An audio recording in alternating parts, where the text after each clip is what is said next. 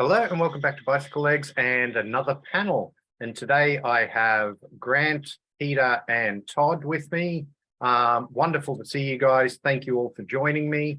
And today we are going to be talking about the B-52’s, one of my favorite bands. And we're going to be picking our favorite song from each album. And for this one, we are going to be including Mesopotamia, which is often included as either an EP or a mini album, depending on the territory. We're going to include it. So there's going to be 8 records in total that we're going to be talking about. So how are you gentlemen doing today? Going good. Good. Thanks for having me. Top notch. Wonderful when we're talking about the B-52’s to have a Georgia native with us in Todd. Yeah. So If we can't come up with something, we'll defer everything to Todd. Yeah, that sounds fair. Testimony. I can talk about some of the references and tell you whether they're true or not. So. Oh, that's good. So let's get straight into it and start with the very first album, which of course is the B-52’s, the wonderful yellow album. And we'll start with Todd. Todd, what was your pick for favorite song on the B-52’s? Okay, well, this was one that was very difficult to do. I chose Rock Lobster. Yeah. And I came very close to choosing Planet Claire as my number 2. And 52 Girls and Dance This Mess Around are also, highly thought of. But Rock Lobster was the most amazing thing because when I discovered this record, and I think I may have told this story before on a different show, but there was I had seen them on Saturday Night Live in the States. Yeah. And when they were on Saturday Night Live, it was a lot of, it was like when Diva was on Saturday Night Live, there was a lot of talk. Everybody was like mumbling about B-52’s. And so this girl that lived behind me, her name was, I never forget her name. Her name was Elena Fernandez. And she came on the bus holding this record. She was just carrying it. And we were on the way home. And I said, does that album have like a whole bunch of really cheesy keyboards on it? And she was like, oh, you must borrow it. And she just handed it to me. And I took it home and was just totally blown away by it. But Rock Lobster probably made the biggest impression because we thought it was hilarious. We just thought it was so funny, and Fred's delivery on that song and how it goes through the whole part where they're making all those weird sounds. And then it starts to actually really rock. And that's one of the things that's so amazing about these first couple of B-52’s albums is that they really do rock. They cook along really well. And so I went with Rock Lobster. Thank you, Todd. I'm hard to argue with, I must say. I'll throw it over to Peter. Peter, what was your choice for a favorite song on this album? Well, I'm sorry to, duplicate Todd's choice, but Rock Lobster for me. Yeah, it's one of my favorite B-52 songs of all time. In fact, it's one of my favorite pop songs of all time. Love it to death. It was a big hit in Australia, went top 10. The actual story behind Rock Lobster, I was just researching, was inspired by a nightclub in Atlanta where they would do a slideshow of picture of puppies, babies, and lobsters on a grill. So I don't know if you're familiar with that nightclub, Todd, but that's a very odd story. No, I've never actually heard that. That's fascinating. Yeah. So this was the song that John Lennon, when he was in the sort of wilderness years, he turned on the transistor radio and he heard the song and he yelled out to Yoko, "Yoko, back to work." Yeah, because they're ready for you. Yeah, so he loved this song, and you could see that Kate and Cindy were sort of, channeling that Yoko Ono with the banshee vocals and the low pitch growl. I love it. And the thing that I gravitate to in this song is that surf rock guitar line, and especially that middle section where it's just full on guitar rock. And I've got to say, Ricky Wilson's, his guitar work in this album is just absolutely sublime. To me, he is the B-52’s, and it's just an amazing sort of well-constructed song. I love it. it's wacky. It's everything that encapsulates the B-52's, pop culture references, just wacky lyrics. And, you know, I could imagine that, you know, 99 from Get Smart would have this on her iPod. So thumbs up for me. I love the Rock Lobster. It's my favorite song on this album. Wonderful. Grant, what did Well, you there's choose? 2 Rock Lobsters. So Yes. I was going to say, yeah, I just want to weigh in on what Peter said, that once Ricky had passed, that really did change the sound of the band. Yes. And I do totally agree. He was probably the heart and soul of the B-52's, even though, don't get me wrong, they put out great material after he passed. But the other thing I was going to ask Todd real quick, since he is a Georgia native, the DB Rex version, have you ever heard the DB Rex version of that, of Rock Lobster? No. And is it just a 45? I don't think it's a whole Yeah. album. I think it's just the 45. No, it's just a 45. No, I've never heard it.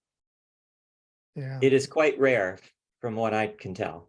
Yeah, it's too bad we couldn't pick one of those up in Atlanta while we were there. Right. But that didn't happen. That's a whole other conversation. But I'm not gonna go with Rock Lobster. If you look at the track listing on this record, B-52 Girls Dance This Mess Around. Holy crap, how good is that? Lava. Ugh.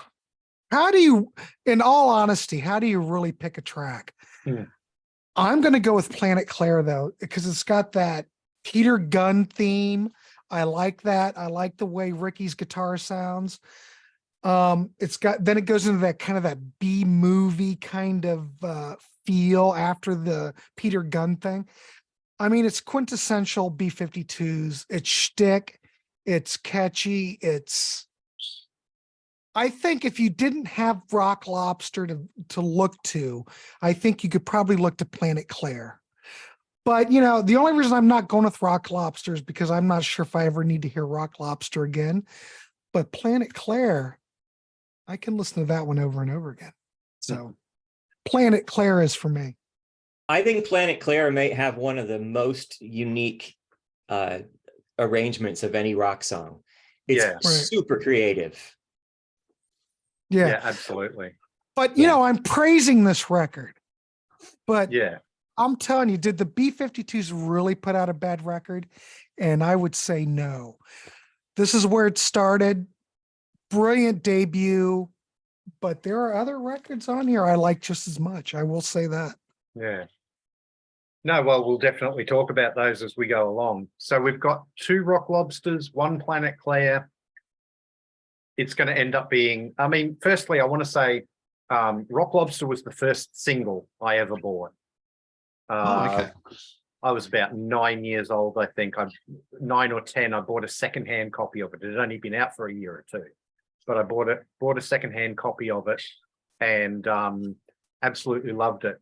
So I'm going to go with Planet Claire as well. So we're going to have 2 Planet Claires and 2 Rock Lobsters. And I mean, I echo everything that Grant said about this song. It's a wonderful album opener. The Peter Gunn, the dun dun dun dun dun dun dun, dun just is used so beautifully. And yeah, Todd's right about having a really unique arrangement. But I absolutely love Fred and Kate's vocals on that song. You know, Kate's really ethereal, high, oohing, just gives it that sort of spooky sci-fi, you know, 50s sort of vibe.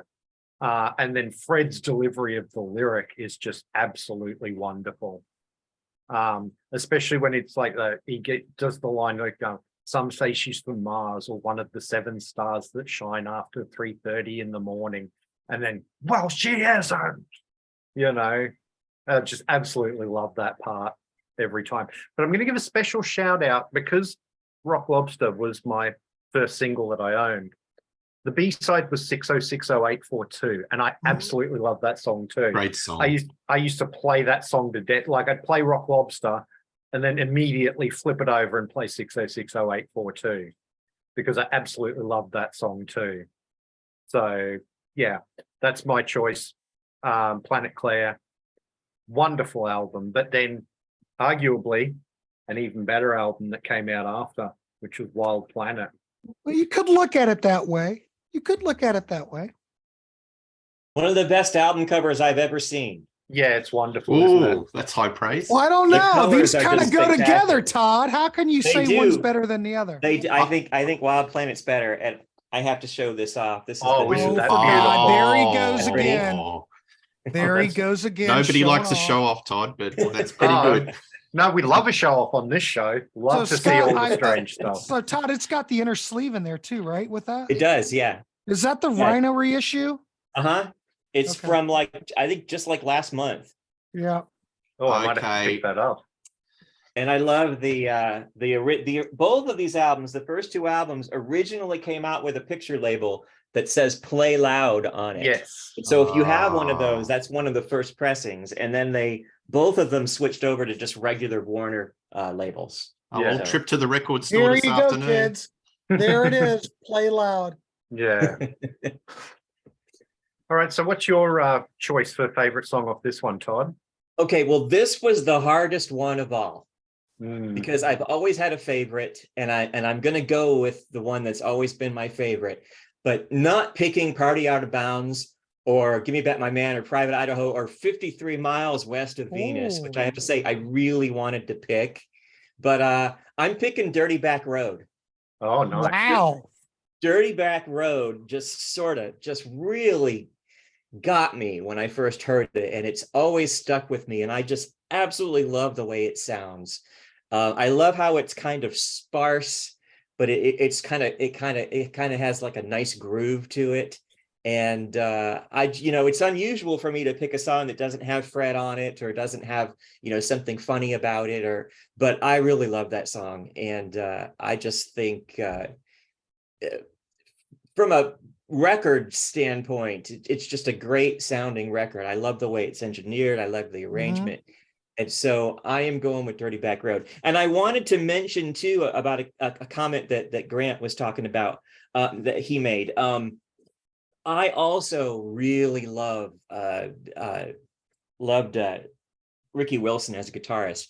And in 1979, I was 15 years old, and Ricky Wilson and those guys from those Athens bands were just they were my guitar heroes. Randy Bewley from Pylon. I mean, they just had such a unique sound, and there was all this talk about how did they get that sound? Do they tune their guitars different?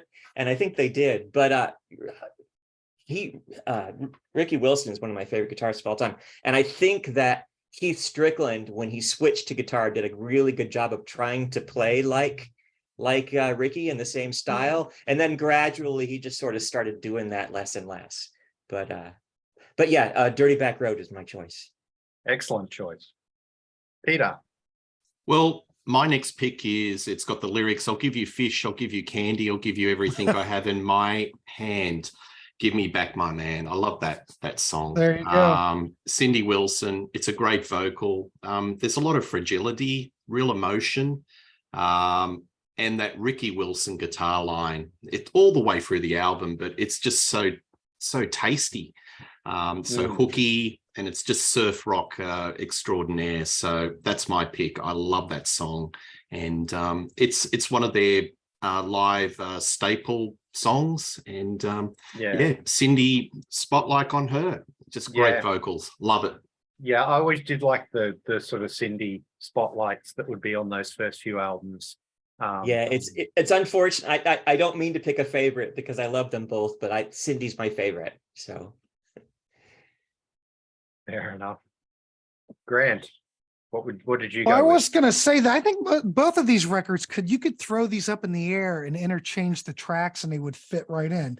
I mean, the first album was produced by Chris Blackwell. The second album was Rhett Davies, but they are so similar. And it's kind of like the first Cars album, the second Cars album, because those albums I think you could change up too. But both of these are classics. I mean, I love both of these albums just the same. And I would say it's just as hard for me to choose one off of this record as it was for this record. But when I listen to the tracks, there's one track that I think stands out above all tracks. And it's Private Idaho. I think the vocal backups around, 50 seconds into the track are incredible. When you hear that vocal blend of Cindy and Kate, for one, it's one of the most recognizable vocal blends on the planet. Yeah. But the guitar on this record, Ricky is all over it on Private Idaho. Probably one of his best performances, I would think. I love everything about the song. It's catchy. In fact, it's one of these songs that I could listen to over and over again and I don't get tired of. Like Rock Lobster, I've heard it enough, but Private Idaho sticks with me to the point where every time I hear it, I listen to the whole thing. So Yeah. I don't know. But I also want to think that there's one more thing. I don't know if this sounds right or not, but it's almost, as opposed to the first album, which I think is much more beckons to maybe the early 60s, to some degree, this record sounds a little bit more later 60s. I don't want to say psychedelic. I don't want to use 1967, but there is a little bit of an advancement from the first and second, but not a whole lot. But I don't know. This record's a classic. This is a classic. Private Idaho's my pick. I don't know. Yeah. It's an excellent pick. It was actually a hit single here in Australia too.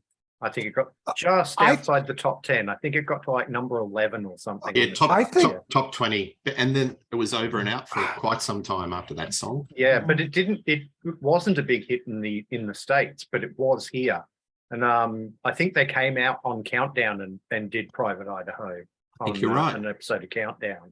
Yeah, I had the advanced single of, it wasn't advanced. They put it out a couple of weeks before the album came out, but I had the Private Idaho single before the album came out and had a couple of weeks to fall in love with it before the album hit the street. Well, Todd, you were working at the record store at the time, right? Is that correct? No, this is a little bit before my record store days. I started in 82, so. Okay. Fair enough. Well, it looks I was like just curious, if had you worked there, that was something you'd get into the store and you promote. I was just wondering, but a little bit too early. A little too early, yeah. A little too early, yeah. Well, it looks like Grant and I are in lockstep at the moment because I'm going with Private Idaho as well because of the fact that it was a massive hit here in Australia. And it's just an undeniable song. Just starting off with that wonderful guitar riff at the beginning. And the song itself is just great. But I want to give, again, a little shout out to another track on this album that I absolutely love, which we haven't mentioned yet, and that is Strobe Light. Yeah. That song is hilarious. Especially when Fred's going about the different parts of the body he's going to kiss, and then he finally ends up with, and then I'm going to kiss your pineapple. I always love that bit. It makes me laugh every single time. So, but yeah, Private Idaho is my favorite song on the album. And, it's, again, a song that I've known since my very young childhood. I would have been 9 years old when that song came out. And I would have seen it on Countdown at the time, which was again, for my non-Australian viewers, that was a sort of a Australian music show where bands would come on and either play live or mime their sort of latest record in the studio in front of a live audience. Like Top of the Pops. Australia's Top of the Pops. Yeah. Solid gold, Todd. Solid gold. Yeah, solid gold. Yeah. So the next one was supposed to be an album, but ended up only being an EP or a mini album. And that, of course, is Mesopotamia. Did we get Peter's track from Wild Planet? Yes, we did. Yes. Oh, okay. Yeah. Give me back my man. Give me back my man. Oh, that's right. Sorry. You've forgotten already. Oh. So Mesopotamia actually comes in two slightly different versions, even though like the covers are the same. I've got the UK version as well as the regular version, and this has longer mixes of about 3 of the songs on it. Well, if you get the original Island CD that was a UK pressing, it's got exactly what you're describing. Yeah, well, this is the Island vinyl from the Mhm. UK. So, and it's got those longer mixes on it. So yeah, produced by David Byrne, of course, from Talking Heads. Sees the band sort of expanding their sound a little bit, I think. So Todd, did you pick as your favorite song on Mesopotamia? Well, I chose Mesopotamia. Yeah. And I've actually always loved that song. It's if I had to pick a top 10, it would B-52 songs, it would be in there. One of the things that I think I liked this record better when it came out than I do now. One of the things that bothers me is that there are parts of it that sound more like what David Byrne would be doing. I kind of feel that about Deep Sleep. I thought maybe I was going to throw that beat in the garbage can, but I decided that was not it. I think Nip It in the Bud sounds more like the B-52’s, and Mesopotamia actually sounds more like the B-52’s. But I think that's a great track. I like the lyrics of it. The lyrics are clever, and I think that it's really well sung by everybody. And it's always been a favorite of mine. So I'm going to go with Mesopotamia. There's some really interesting stuff, though, about this record. They were really rushed into doing this. And some of the songs from Whammy actually were considered for this record. And there's a quote from Kate Pearson. She said, Cake was never finished. She said she just stuck that lyric on in one take, and she had said something to somewhere along the line, like, wouldn't it be nice to actually finish Mesopotamia? So that's kind of, once you have that information, I kind of see the album in a different light. But I feel like the song Mesopotamia is the best one of the pack. Yeah, I believe their manager was kind of pushing them to release something as quickly as possible, and that's why it ended up going out before they were sort of happy with it. I think there's a best of CD that's got an extra Mesopotamia track on it. I can't remember which one it is. Todd may know, he's shaking his head, but I think they recorded. I read that somewhere. It's God, I think it's the one where it looks like they're at an amusement park. The cover of that, but I haven't heard it. I don't have it. I want to hear it because I want more of this record. I want more, but I need to search that out, you know. But there's more to it, I think. So Peter, what was your choice for Mesopotamia? ×2 with Todd, Mesopotamia. I love this song. It's got a deep groove. It's funky. It's infectious. It's futuristic. I like the hypnotic craft work, like bass synth line all the way through. And Cindy, her clear tone voice. It's just a wonderful track. And, you know, it's the album that, you know, should have, could have been, you know, with David Byrne. I understand that there were some creative differences, and that's why it didn't fully realize into an album. So I don't know. I would have loved to have heard David Byrne do the full Monty with this, with the B-52’s, and see what he would have come up with. But Mesopotamia, for me, I think it's a great track. Fair enough. Grant, what did you go with? I'm going to go with Mesopotamia as well. But I have to say, this is my, oh God, can I even really say that? I think this is my favorite B-52’s record. I love what David Byrne brought to the table. I like the production of it. I like the vocals. I like the mix. I like everything about it. Even though this has a different mix than the UK, I think this is fine. I wish I could find faults in it. I know back in the day, it was kind of critically, well, it wasn't a critic's darling, let's say that. They gave, it was pretty harsh, but I think it's aged well. If you listen to Mesopotamia now, it still sounds fresh. It's got that great groove. I love, like I said, I love the production. The harmonies are kind of odd, but like you say, Cindy brings it to the table. She sounds great. I wish there was more. Now you're going to make, and like I always say, these shows always make me spend money. So now I'm going to have to venture on and look for that other Mesopotamia track that's out there. But yes, Mesopotamia, great song. Absolutely. I agree with you. The only thing is I need to correct the record on the song Mesopotamia, because I'm pretty sure the main female vocal in that song is actually Kate, not Cindy. Because I've seen them do it live, and it's Kate who sings it.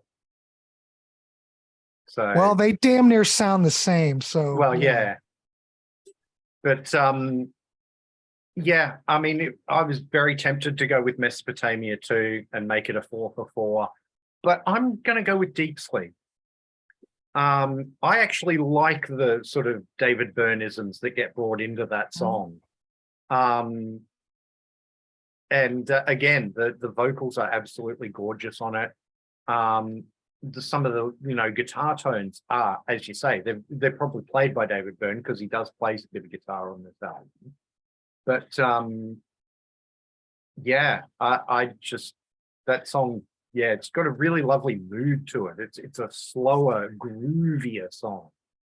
And I really like that about it. So yeah, I'm gonna go against the flow and go with Deep Sleep for Nice. for Mesopotamia.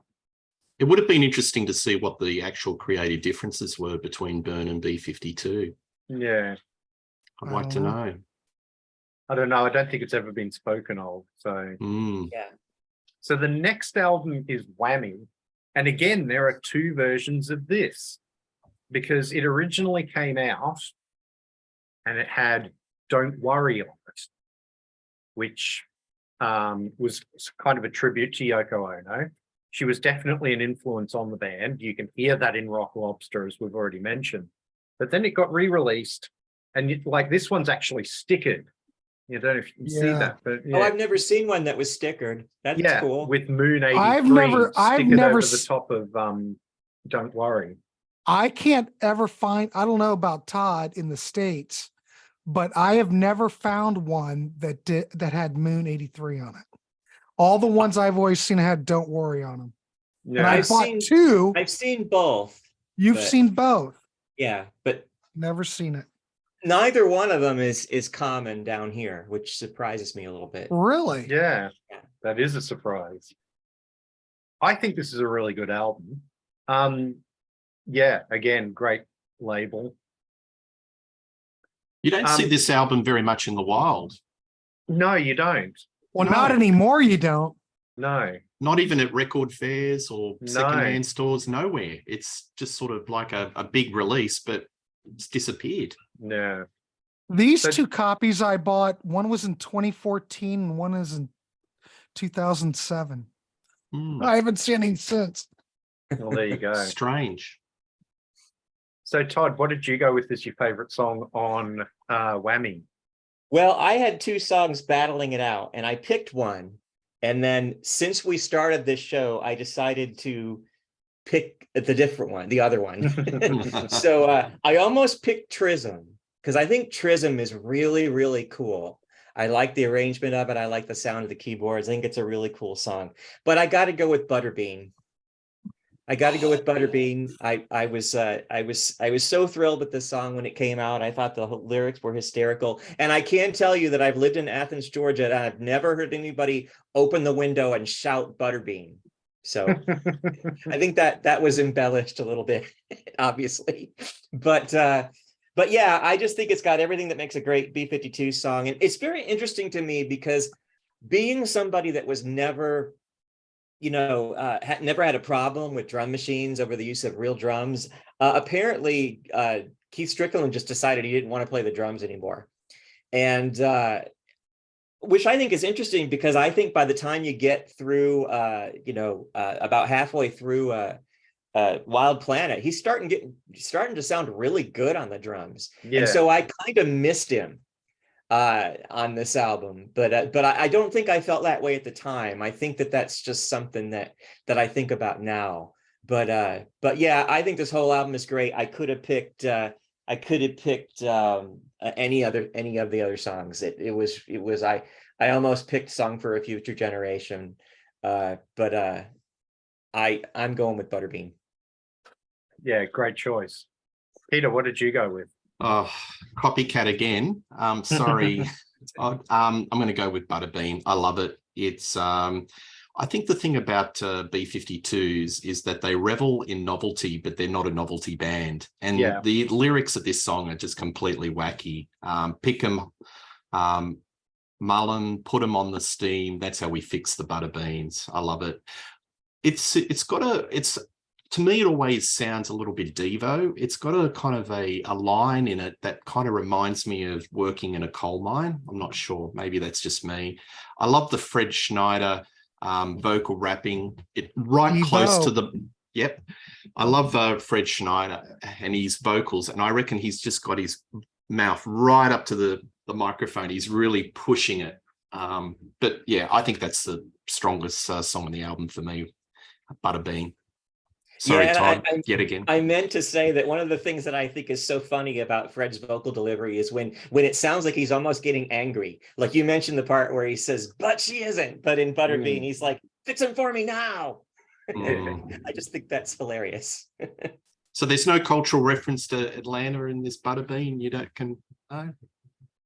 Just that it's a Southern thing. So that's something that people from the South like to eat. So yeah, I think that's where they were coming from on that.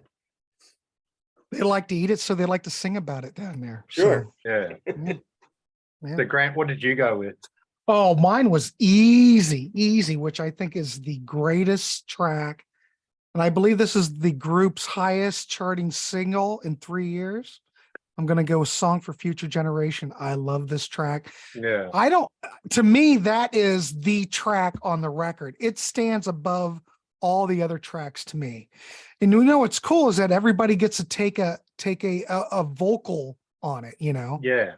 I'm a Pisces, crap, like it's fun. It's a fun song. I love the video to it. Yes. I don't know. I think it's a perfect B-52 song. I think it stands up with what had come before. And I think it's infectious. I mean, I can't critique it. It's just because Butterbean to me just sounds kind of, well, I don't know, kind of corny, but Song for Future Generation does not. It just seems timeless. And I don't know. I like it. But maybe I'm not getting it. You gentlemen on the bottom row, I don't know. Maybe I just don't get it. But I don't dislike Butterbean, but I just think Song for Future Generation is just firing on all cylinders on that track. That's all I see. No, great choice. I could have gone with Song for a Future Generation. I could easily have gone with Butterbean. Legal Tender, I think, is a wonderful song too. Legal Tender's good. Yeah. Big Bird. That song's fun too. But I'm going to go with Whammy Kiss. To me, it's the song that most reminds me of sort of B-52’s from the first two records. It's really got, it's got that great Ricky Wilson guitar going with it. Yeah. It's got a great delivery from Fred, and then, Kate and Cindy in the background doing their thing. I've seen them do live versions of it sort of later on. So it's one that stayed in the set list too. So it's obviously a song that they hold in very high regard. I'm going with Whammy Kiss for this one. That's a good one. Yeah, I almost considered that one just because of the guitar. Yeah. Just because of Ricky.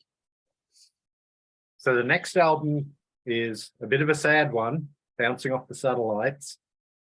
This is the one that Ricky obviously died during the making of. And the band took a full year after finishing recording it before they actually put it out. I would listen to this not last night before, in preparation for this show, and it's a better record than I remember it being, because it did cop a lot of stick back in the day.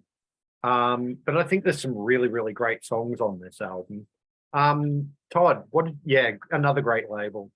The Bees always had great labels. Have you noticed? They always seem to want that extra mile all the way around. Yep. So Todd, what did you go for on this album? Well, I love this album, and I've loved it from the moment it came out, and I had a really hard time choosing between two songs, but the one I picked was one that I think I was always going to pick, and that's "She Breaks for Rainbows." And Holy I've crap, always nice. considered that to be my favorite B-52 song if I must choose. And I just think the melody is beautiful. I think the lyric is sweet. I just like everything about it. But one of the reasons I have to be fair, one of the reasons I really love this album is that it's produced by Tony Mansfield. Mhm. And Tony Mansfield is somebody who I really, really love.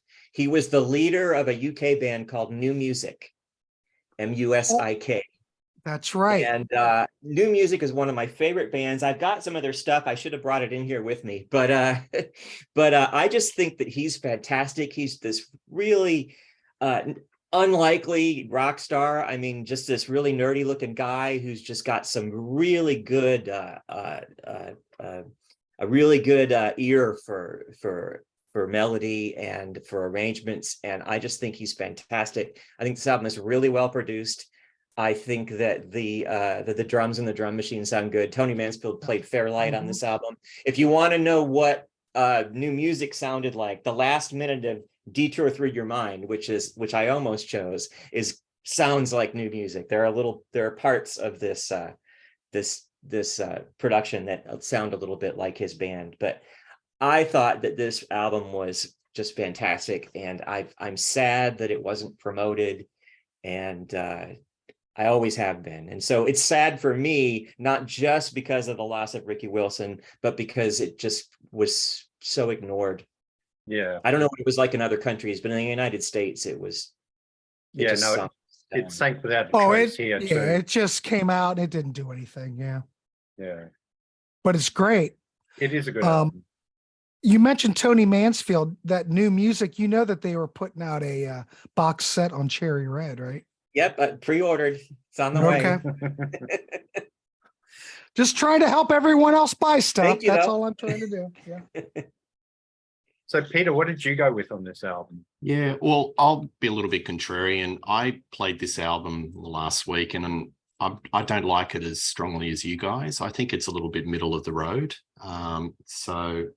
It's nice you hear the Ricky Wilson the guitar lines, but to me, I think it sounds like the band weren't in a really good place. And sonically, it's very different between side one and side two. Side one is a lot stronger than side two. But look, I'm not here to review the record. Housework is my favorite. Yeah. I think it's a very quirky song, and I love quirky B-52's. And I love the lyric, "I'm doing my housework, got no time to fool around." It's catchy, it's hooky, and I love those retro keyboards and a nice little drum solo. Yeah, I think it's a funky little ditty, and it's a little bit of the old B-52's that I like, the quirky, the wacky, and it sort of shines on that album for me. But yeah, sorry guys, I'm not really a big fan of this album. Fair enough. That's okay. I like that one too. I almost picked Wig for the same reason. Yeah, that's probably my second favorite. But Housework actually was pretty much a Kate Pearson solo track that she brought into the album. Much as what's the song that's basically a Fred solo track, Juicy Jungle, I think it is. So there were a couple of those tracks that sort of got thrown in to sort of get the album up to album length, that were sort of basically solo tracks. Yeah, no, good choice. Grant, what did you go with on this album? Well, I'm gonna kind of echo what Todd already said. I think this album's fabulous. I love Tony Mansfield's production. It was hard to pick a track. I like Summer of Love. I like Wig, Housework. And I think probably side one's a little bit stronger than side two, but still, I like what they're doing here because they're a little bit cutting edge on here. And I'm going to explain that. Girl from Ipanema Goes to Greenland is my choice. Now, that was the single as well, or one of the singles. I'm not exactly sure, but think about it. This came out, gentlemen, this came out in 1986. And listen to the drum work. It is house music in 1986. This is Yeah, like that's a really cutting good edge point. stuff. Cutting edge. I'm not sure what else sounded like this in 86. Don't quote me, but I don't remember anything. And I I can think think of it's something. I'll tell you when you're at the end. okay. Because I'm a novice on house music, but when I hear it, I'm thinking, my God, that sounds fresh. And it still sounds fresh. It's got a great bass, great groove. It's got great appeal. And the thing is, it still sounds quirky. It still sounds like the B-52's, but they're taking it into a little bit more of a different direction. They're growing. You can't stay the same forever. But I think, at least in the B-52's, they're very gradual in how they grow. I know this record didn't do anything. It's got a great cover. I just think it's a shame that it didn't get the recognition that it deserved. Yeah. I don't know. It sounds great. I think Cindy or Kate, whoever's on here with the falsetto, the falsetto part sounds great. I don't know. I think it's one of the best records in the 80s, I think. I'd hate to say that. Cindy's got another showcase on this album called Ain't It a Shame? And that's another one that I like a lot. Yeah. And the only other thing I want to add, this sounds 80s, but it doesn't sound dated. I still think it sounds fresh. If someone was looking into the B-52's, I would not hesitate to recommend this record. It's different than the other ones, but it still sounds fresh. Yeah. There you go. Thank you. Thank you very much. I wanted to say real quick. I'm going to show this while I'm here. Oh, that's cool. This is a record store day. Oh, yeah. Which is phenomenal. What year? Oh, I don't know, but it's yellow vinyl. No, the year of the concert. Oh, is 1979. Yeah. Yeah. Well, they're in their prime. Well, So what do you want to say, Todd? I wanted to say that as far as things that bouncing off the satellite sounds like, there's a band who released their first album in 1986. They're a Philadelphia band called Book of Love. Oh yeah. And I've always thought that the Book of Love debut album and Bouncing Off the Satellites felt very similar, and I love them both. So, well, there you that's go. another one to check out. Yeah. Was that produced by Tony Mansfield too? No, but Book of Love is great. I went and saw them one time in Athens, and one of my friends commented to me and said that their songs are almost like nursery rhymes. They're just like super melodic. So they kind of have something in common with the B-52's in that they have female singers and uber melodic songs. So I love that band. Sorry, I went off on a little tangent. That's all right. I'm going to go with Detour Through Your Mind. Just re-listening to this album again, I could have gone with Summer of Love. I could have gone with Girl from Ipanema Goes to Greenland. Great songs. Wig, hilarious. She Breaks for Rainbows is a beautiful song at the end. Great choice from Todd, I think. But yeah, Detour Through Your Mind, it's got this really wonderful sort of Fred just telling a story, as it were, sort of just, I don't know, there's something really great about it that I've always really enjoyed. And the music that goes with it too is different from what the B-52's have done before, but it's really enjoyable for me. So yeah, that's my choice, is Detour Through Your Mind. I hope I don't have the wrong song, but isn't that the one where he says, "Is your name MacArthur Parker or is it Reba?" Yeah, that's the one. Because it looks like your face. It's one of his funniest songs.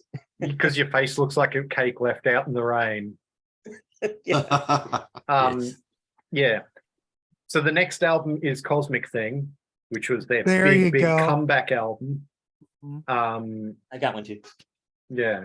I've got one and I couldn't find it. I've got it on CD, couldn't find it, but it's there. See, Peter, something's going on or adjacent squares. Yeah. They come back 3 years later, or it's 4 years after the death of Ricky, 3 years after Bouncing Off the Satellites, and they end up releasing the biggest album of their entire career. Quadruple platinum in America? Yeah. Quadruple absolutely. platinum. That's a lot of records. So Todd, what did you choose for your favorite song on this album? Well, I kind of surprised myself because I thought I was going to pick Deadbeat Club because I really like the melody on that song. But I kind of, one of the things that I don't like about this album is that I think that the productions between the two producers, I think it sounds, I think you can really tell the Nile Rodgers songs from the Don Was songs. And so the one I went with was Channel Z, which is one that I really love because I think that the song just sounds fantastic. I mean, it really kind of rocks. I love the political content of it. I love the way Fred says "politicrits pushing dope." I mean, I love everything about it. And so I went with Channel Z, but there are some great choices. Deadbeat Club is beautiful. Cosmic Thing is great. Love Shack is great. Junebug is great. So I just Follow Your Bliss is great. I love this album, but I had to pick Channel Z. Yeah, good choice. Well, it's a good choice. And I think Peter's going to be in agreement. What he said. What's These happening, people Todd? on the bottom row all stick together. What's happening, Todd? Jeez. Oh, look, it's a standout song. I love the harmonies of Kate and Cindy, how they intertwine. Look, the album's slick, but it was just, I think there was so much goodwill to from everyone that the B-52’s were back. They're in the charts. Even though I've got issues with Love Shack, I can't stand that song. And if I don't hear that song ever again, I'd be happy. But Channel Z, for me, I love the lyrics. And the lyrics are quite relevant to this day. It's social commentary about, crap radio stations and fact versus fiction. And it's just, so relevant in today's society. I love that middle section where it really funks it out. Mm. I think that's Must a nice be Nile Rodgers. That could be it, right in the middle. But Don Was did this particular song, didn't he? Darn it. Yeah, Darn it. yeah, no. But that Channel Z. It was the first single off the album, but it's stiffed. So it's really easy to forget that too. Yeah. Because it seems like everybody always thinks of Love Shack as being the first single, but it wasn't. Yeah. It wasn't. Yeah. And there's no tin roof rusted in this song. Grant, It what took did you me go forever. It took me years to figure out what they really were saying. with? Yeah. Back in the day when it came out, well, this was an easy one for me, but I remember when this came out, this probably was my album of the year. This is what, 89. I played this thing all the time because I just thought it was absolutely brilliant. And I actually still think it's brilliant. I haven't really noticed that whole Don Was, Nile Rodgers thing so much. I think the record just sounds great. I like the production on it. For 1989, it doesn't sound so 1989 to me. It's aged well. It's aged well and still stands up. Unlike the record we're going to talk about afterwards. But I'm going to go with the song Rome. Because Cindy and oh my God, it's just incredible. And I still remember the video to this day. It's the guitar is traditional B's. It's before, help me. What's his name? Oh, for God's sakes, Grant. Keith Strickland.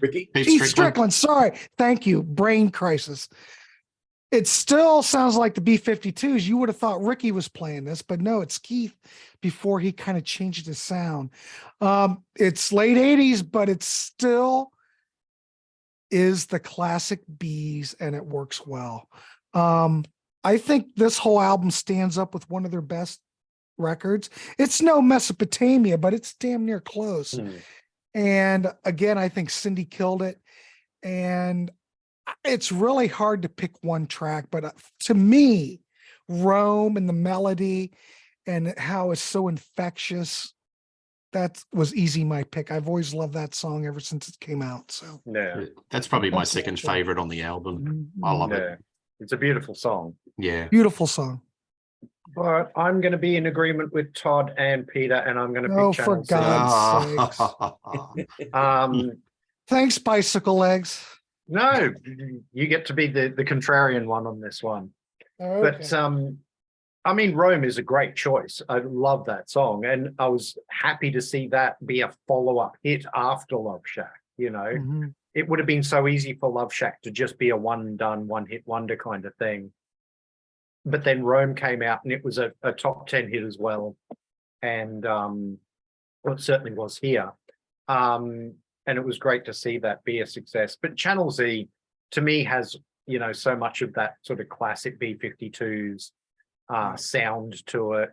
Again, the lyric is wonderful, and to see them sort of do a lyric that's a little bit more substantial, you know, not just be about partying or, you know, something silly or whatever. Mhm. It's a great lyric. It's a wonderful song, and I don't know why it's stiffed, but it's funny, isn't it? You know, a lot of times record companies don't pick the right song first go. You know, I think of Crowded House. When Don't Dream It's Over finally cracked it in the US, that was actually the 4th single off that album. You know, why didn't they pick that first up? I mean, but And you know, it would have gone to #1 if it wasn't for that Cutting Crew song. Damn you, Yeah. Cutting Crew. What Cutting Crew song was that? I It's died like in Just your Died in arms Your tonight. Tonight. That's a great. Yeah. I just saw them play that on the boat. They were Yeah. great. I think Crowded House weren't very happy about that. They Wow. used to make all sorts of rude jokes about that song. But anyway, Oh my So God. the next Cutting album- Crew are incredible. Go ahead. Next album is Good Stuff. Now, for me, this is probably the weakest album in the B-52's catalog, but I think there's still some really worthwhile music on this album. What did you end up going with for this one, Todd? Well, I also don't really care for this album, and I like it more now than I did when it came out. I think you miss Cindy, but I think that it's more than that. I feel like my negative opinion of this album is that none of the drums sound right. None of them sound like they should be in a B-52 song. But if you kind of let that go, I mean, Jeff Porcaro played on 3 songs. Sterling Campbell played on a whole bunch of them, and they're both great drummers. So as some time has gone by, I've warmed up to it a little bit, and I enjoyed it. And I was picking between 2, but I decided to go with Is That You, Modine? Yeah. And I kind of feel like as those songs kind of go, you know, the Fred songs that are kind of humorous, I kind of feel like that's one of the weaker ones, but I think it's the song on the album that sounds the most like the B-52's. I mean, Is That You, Modine in a UFO is not, I mean, it's not Fred's best stuff, but I do like the song, and I think it's well done. I almost picked Dreamland. Yeah. I think Dreamland is about 3 minutes too long, but I like hearing Fred actually sing.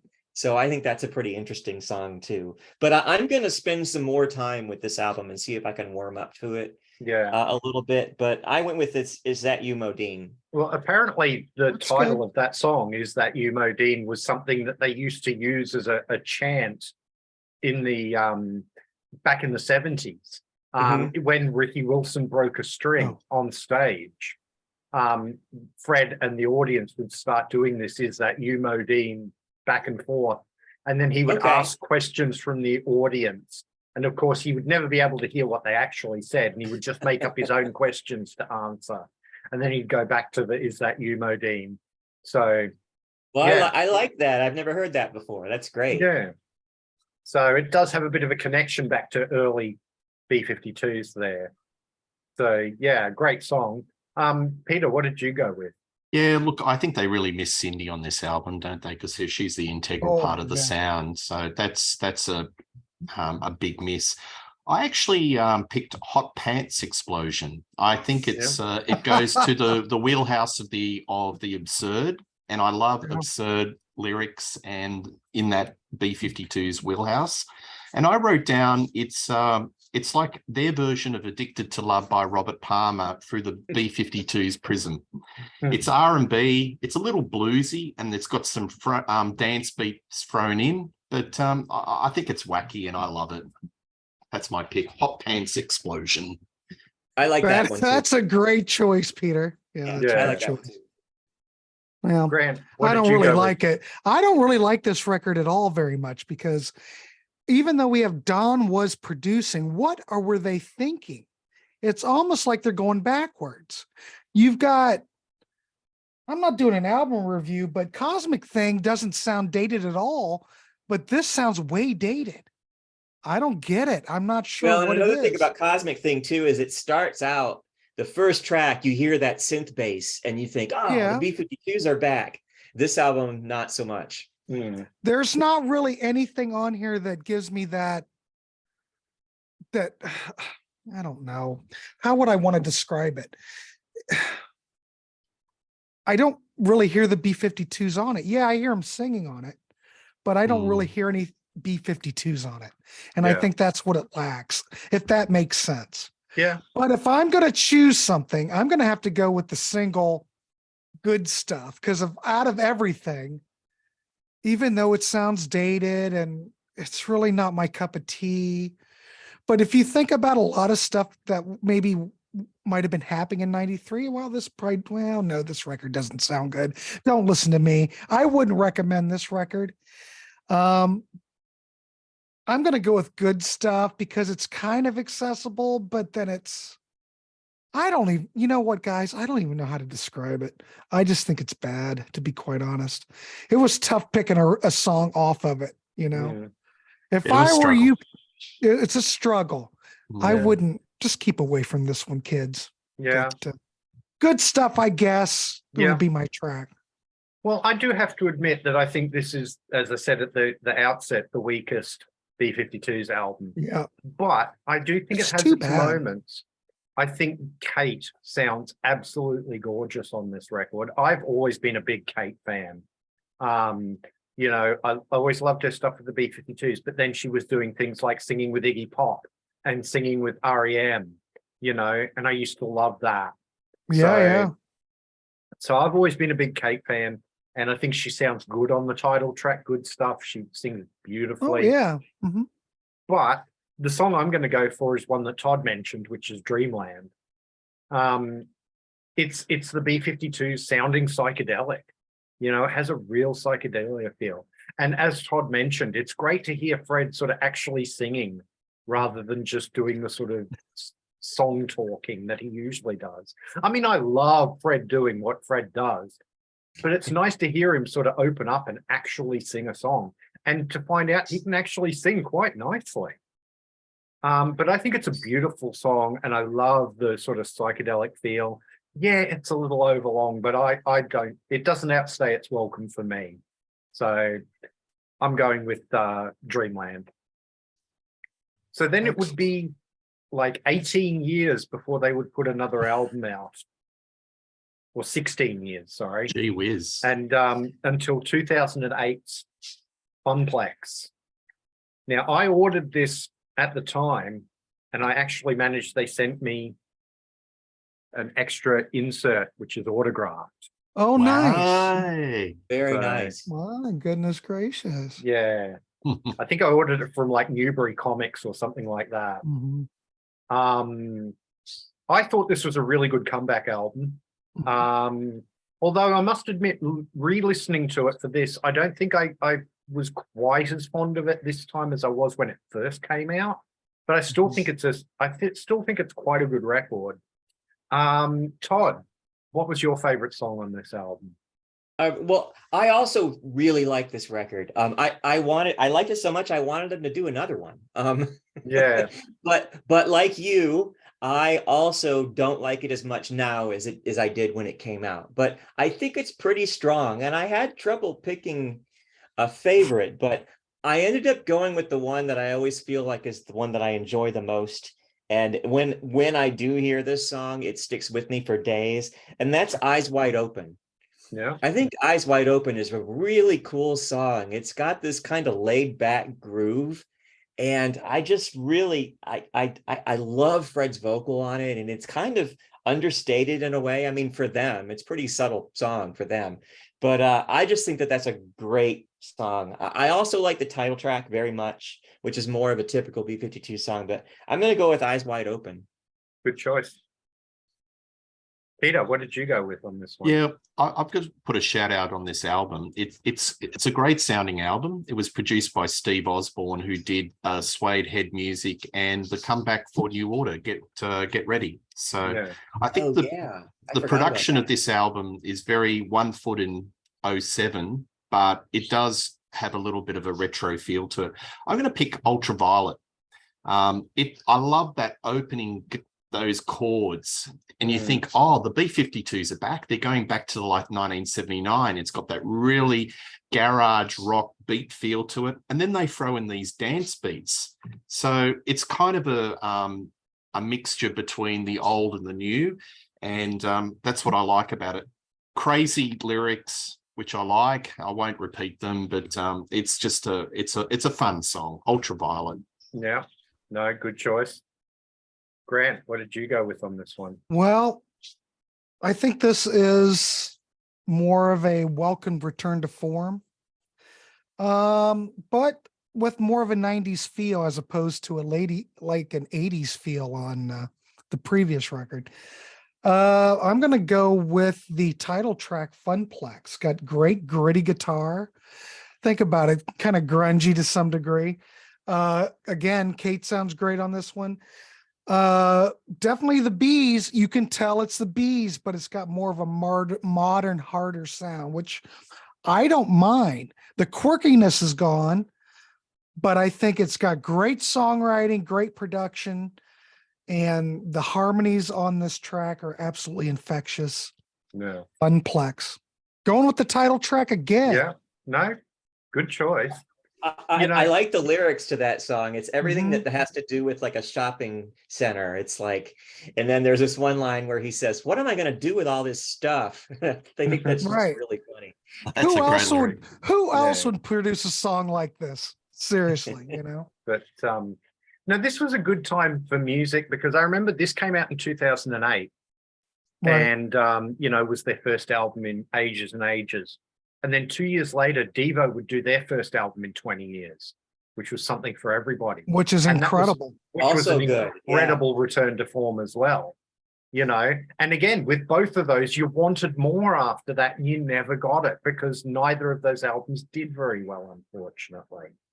I don't know how the Devo album sold, but they did put out that Something Else for Everyone. Yes, Did you? it was but I've that got was some that. more of a demos collection than an actual album. No, as those are the such. rejected songs because they Yeah. took all those songs to like a what do they call it? Like a They did the song study. song Yeah. study. And those Yeah. are the rejected songs, but I like all of it. Yeah, no, it's good. But this is a great album. Really good comeback after 16 years of not recording anything. Yeah. Mhm. And I'm going to be in agreement with my compatriot Peter here and pick Ultraviolet. Wonderful song. I mean, I could have gone with Pump. I could have gone with Juliet of the Spirits. I think that's a wonderful song too. Even the closing song, Keep This Party Going, really, really strong song. Yeah. But I'm going to go with Ultraviolet. I won't sort of repeat what Peter said because he pretty much summed up everything I would say about this song as well. But so there you have it, folks. Those are our favorite songs from the B-52’s albums and their EP/mini album Mesopotamia. Please let us know in the comments which are your favorite songs in this album, where you agree with us, where you disagree with us. I'd love to hear it. Please do like, share, and subscribe. It really does help the channel out. If you're new to the channel, please go and have a watch of some of my other videos. Everything's playlisted, so if you want to see my other studio albums ranked shows, there's a playlist for those. If you want to see my Bicycle Legs Discovers Rush series, there's a playlist for that, and so on and so on. Please go and subscribe to Rock Daydream Nation with Peter Kerr and Grant's Rock Warehouse from Grant. Todd, you need to get on to getting your own channel there, mate, so I can promote it for you. There will be links in the description for both Rock Daydream Nation and Grant's Rock Warehouse, so please do check those out. If you want to follow me on social media, I'm at Bicycle Legs on Instagram and Twitter, and I now also have a dedicated Bicycle Legs Facebook page, so please come and give that a follow, join in the conversation there. Thank you very much for watching, and I'll see you in the next one. See ya. See ya. Thanks.